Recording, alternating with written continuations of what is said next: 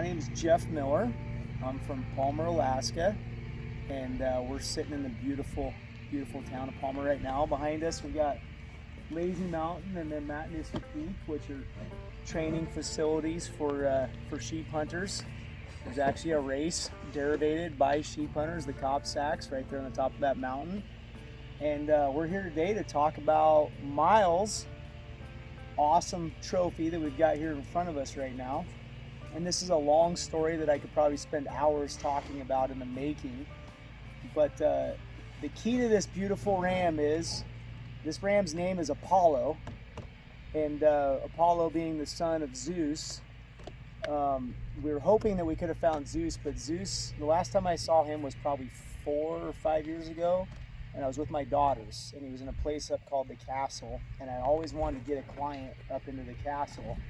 And so seeing him 4 or 5 years ago, that would put Zeus somewhere around 14 or 15 years ago. So Myles and I want to believe that Zeus is still alive, but there's a chance that maybe it's just in our brain that he's alive, but we at least know Apollo's not alive anymore. But this ram right here, being super wide, nice bases, tons of character up on top, and this beautiful full curl is signatory of how Zeus was, and I definitely believe it's the genetics in him. But the key to this whole place with the castle is it's called the Castle because it's impossible to get into unless you have a midget guide with the ability to go up into super steep places with lots of weight on their back.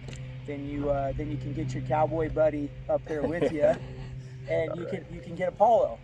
And so it sounds silly, but if you can imagine some of these mountains behind us, the castle is a super, super steep face that's got kind of what I like to call the moat around it that's really difficult to get into it. And then the top end of the castle where the big rams sit is it's impossible to get to, but there's a couple areas that you can traverse to get in there if you've got a lot of gumption and a lot of drive. So Myles and I flew in, Thursday afternoon, and it rained. Yeah, it rained all night on us. And I told Myles that we're not taking off in the morning if it's pouring down rain, because I'm too much of a weenie to sit out in the rain all day long and not see any rams. And luckily, God made it to where it stopped raining on Friday morning. We had a big breakfast. I was able to keep it in. That was questionable. I wasn't feeling the most awesome that morning. And we headed up the mountain, and I think it was probably, we got in a position about 2.5 hours after we left camp on our first set of rams. Yeah. It was about 2.5, 3 hours. Yeah, and how we had to climb, it was basically staying above the Nebezna Glacier, and we had to traverse some pretty steep areas and some creeks. We crossed Miller Gulch, and we got into position, and was it 4 rams or 5 rams? 4 rams in that first group. And they basically hold us up on the steep slope, and we couldn't move. They had us pinned down because they popped up out of this little gully about 450 yards away from us. And so Myles and I sat on them for probably an hour and a half plus. And there was a really nice ram in that group. And we wanted to get him, but we knew there was still some rams in the upper castle. And so I told Myles if he was cool with it, that we would go and hunt those other rams before we decide to harvest that one. And we had to get a little bit closer to that ram. Closer for sure. They ended up feeding away after we sat on for an hour and a half or so Myles and I could finish climbing the next, I don't know, we probably had a few hundred feet more to climb, and we had to get up in the upper castle, a couple more gnarly spots that were nip and tuck to get in there. And we got into position. We found 2 what we call banana curls. They're like half curl rams. They're half the horn that you see here. And I looked over at Myles, and I'm saying, I'm 75% sure those are the only 2 rams in this up here on this bench. Taking your gun out. Yeah, I said, don't worry about getting your gun out. This is his awesome guy, this little midget his little Sherpa telling him how it's going to be. I was like, but before we give up and go back on those other 4 rams, let's just double check there's nothing else up here. So we backed out away from those rams, and we let them see us because we wanted them to push away from the face of the castle, so they didn't disturb the other rams that we'd already seen below us. And and I was wrong. I was 100% wrong. We walked around the corner there, and we were doing the little, Myles and I were kind of doing the duck and walk, and I just happened to pick up the top of the horns of a smaller ram. And he saw some movement, but he didn't quite see me, so we got down and we did the belly crawl action. And Myles was in position, but we still had our packs on. It wasn't really comfortable, and we could see him and another smaller ram, and I could just tell by the way they were all acting there was a couple more with them. And with the way rams work, if you're a smaller guy, you usually have a bigger ram like this that's your leader, and so you won't make any movements until your leader decides it's time to move. And that ram wasn't really moving, but he was looking over at us, and Myles couldn't quite see because I had him down below us, so there was only one of them one of us had a chance to spook him. And so Myles was sitting in position. I was like, man, I've got to look and see. And so I peeked up, and I could tell right away that there was two other rams with nicer horns, and then ducked back down before they all saw me. And then I was like, hey, Myles, let's get your pack off. Let's get you more comfortable. And so then we belly crawled up probably another 10 yards. I'd say probably even further now, yeah, maybe in 15 yards. Yeah. So we were within 100, 115 yards of these rams. And I still at this point hadn't had a good look at Apollo here, but it was promising. I knew it was worth waiting on. And so Myles and I had the conversation like, well, do you want to pull out and go for that other one, or do you want to try for this one? And he's like, well, what'd you do? And I gave him the whole adage that, bird in the hand is better than three in the bush, is my opinion. And you can't really be a sheep hunter until you get a sheep, right? So, that's right. Yeah, there was nothing to say that we were going to get that other ram, and we still hadn't really got a good look at him yet. And then all of a sudden he popped his head up, and both of our eyes must have got about this big, like, oh man, that's a nice ram. And after looking at the pictures between the two rams that we had, because we got a good photo of the other ram through the spotting scope, he's definitely the better trophy of the two. And so but anyway, at that time we're in the zone. We know we want Apollo, but he's not in a good position because between where Myles' scope is sitting in his barrel, there's a chance he could hit a rock about 20 yards in front of us. So we needed Apollo to feed up the hill a little ways before we could pull the shot off. And we still had the one smaller ram looking at us, not sure what we had going on, but the two bigger ones didn't care, and then the other half curl was off doing whatever, and he was just being kind of half goofy. And so we're just patient. And at this time when I started my stopwatch, I think we were like at the 18-minute mark, waiting for this bigger ram to get in position. It was that long on your stopwatch? Yeah, it was. It was about, it was about 18 minutes sitting there, and it didn't seem like that long. Wow.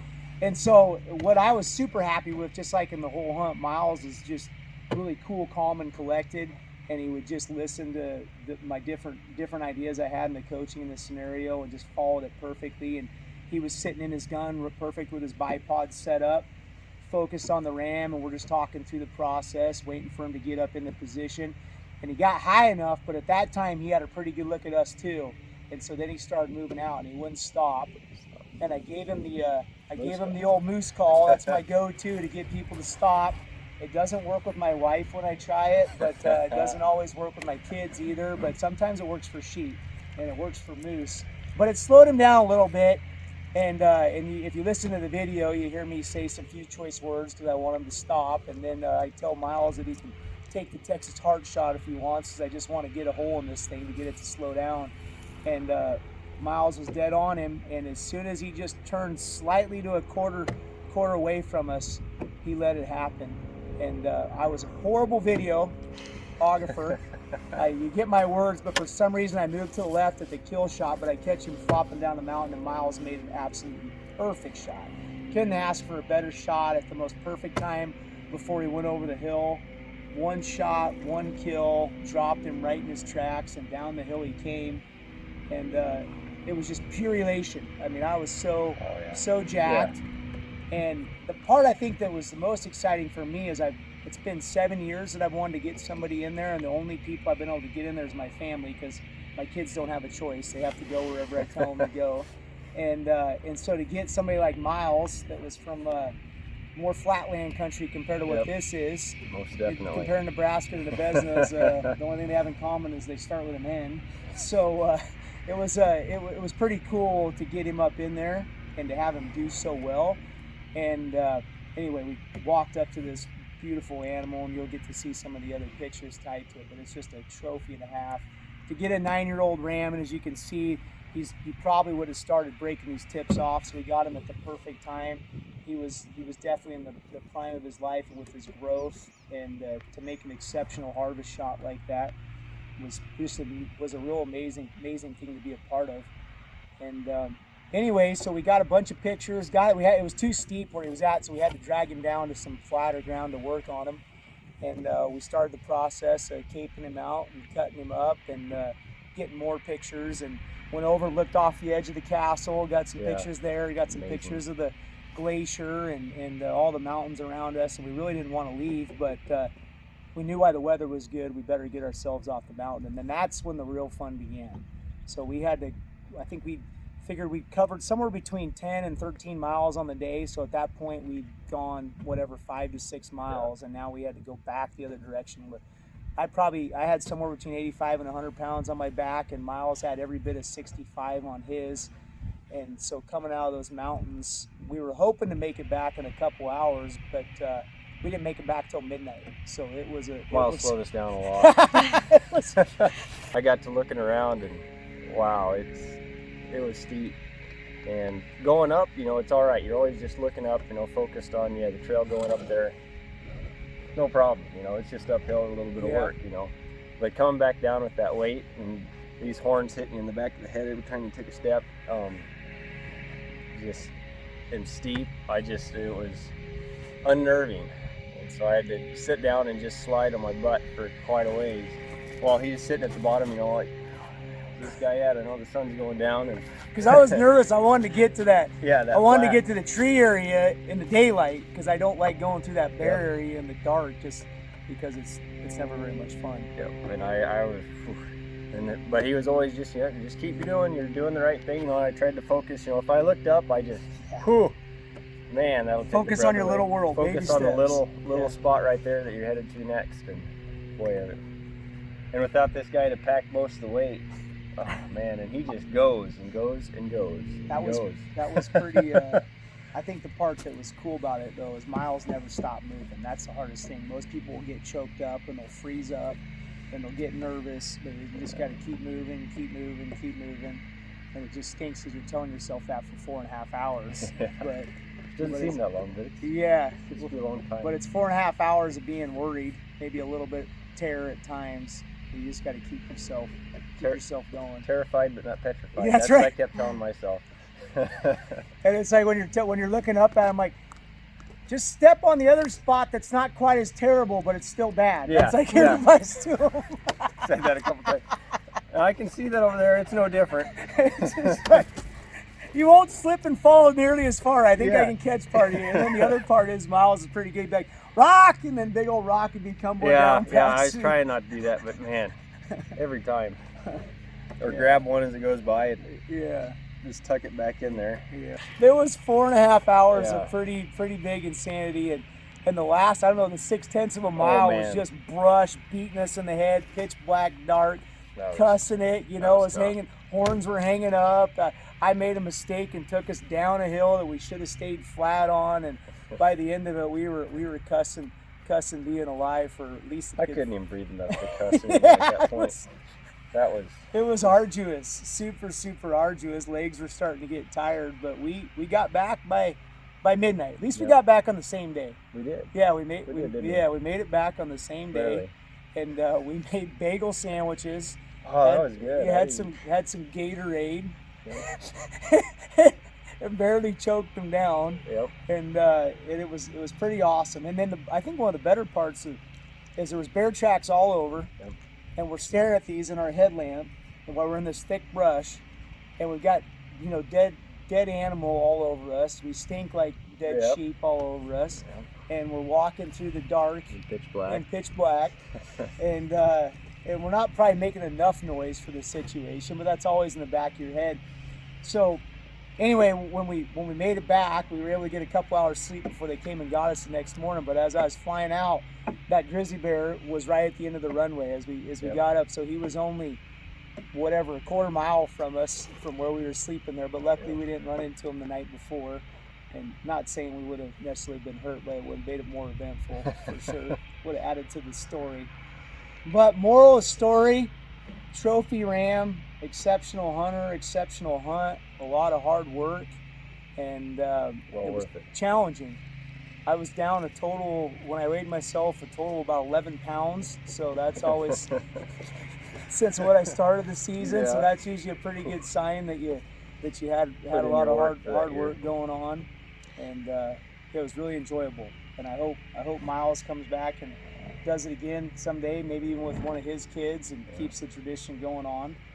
And if you want to see some more cool Alaskan pictures and stories, check out Jeff Miller 907 on Instagram, and you can catch some more of the pictures and actions. And I try to keep some cool Alaskan stuff going on there. How many have you guided, Jeff? I don't know. I know that I've been a part of getting.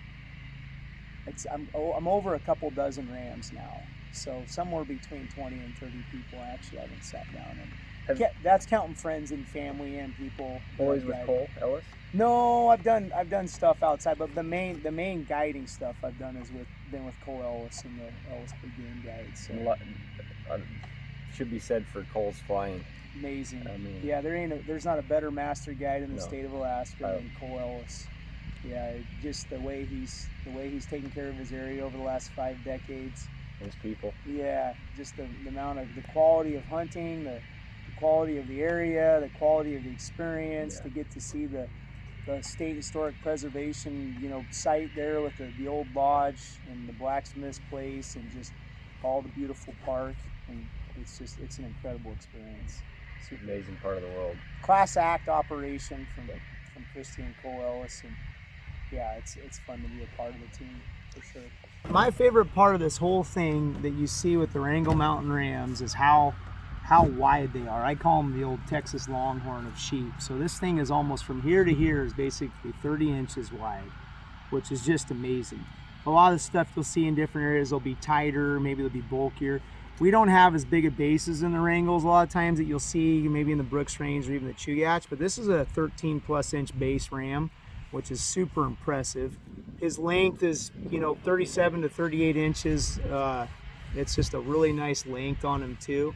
But if you look at his growth rings, I like to come through on the back side and you age him. He's got 1, 2, 3, 4, 5, 6, 7, 8, 9. He's a 9-year-old ram. Right here, it comes all the way through. It's a lot like aging a tree. And the way that you can really tell is if you were to actually bisect this horn, you would see these in here just like you'd see cutting a tree across the base. But each one of those indicates a year's worth of growth. And so a 9-year-old ram right in his prime is a super impressive ram. And he's a smart ram. It's tough to get into and get on him. And then I really like the character that you see up in the top of these horns right here. I mean, it's just all this definition and this darkness he's got in here. Just chips him off probably from fighting. Yep, fighting and rubbing and everything in between. And he was definitely the dominant ram. The other 5 hung out for the whole time we were up there. Very impressive, and it was fun to be a part of it with Myles. Well, thank you. Jeff. Yeah. Couldn't it ever happen without a guy? A guide like you. I mean, wow. Thank you. It was a team effort, though. Don't kid yourself. But Myles, I really appreciate it. Thank you. It was Jeff. a blast. No, thank you. It was an awesome time. All the pleasure's mine.